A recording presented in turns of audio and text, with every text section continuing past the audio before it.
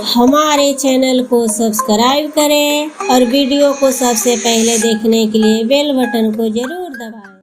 मैया अइली भवनवा हो नवरात्र के दिनवा, मैया अइली भवनवा हो नवरात्र के दिनवा, झूमेला धरती गगनवा हो नवरात्र के दिनवा, झूमेला धरती गगनवा हो नवरात्र के दिनवा। गाय के गोबरा से अंगना लिपैबो, गजा मोती चौका अंगना में पुरैबो, सोने के आसन लगैबो हो मैया अइली भवनवा, सोने के आसन लगैबो हो मैया अइली भवनवा, झूमेला धरती गगनवा हो मैया अइली भवनवा। जाइब बाजारे किनब नारियल चुनरिया,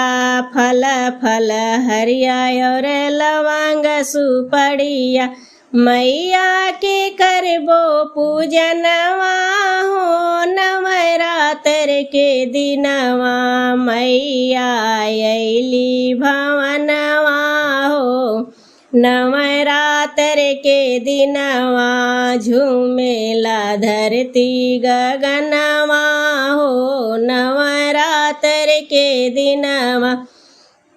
सोने के दिया कपूर के बाती, सोने के दिया कपूर के बाती, मैया की आरती उतारब हो नवरात्र के दिनवा, मैया की आरती उतारब हो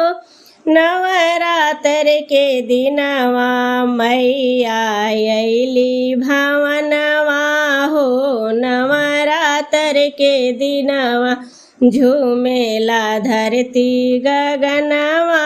हो नवरात्र के दिनवा। जगमग जगमग ज्योति जलेला, जगमग जगमग ज्योति जलेला, मैया के घर घर जयकारा गुजेला, मैया के घर घर जयकारा गुजेला,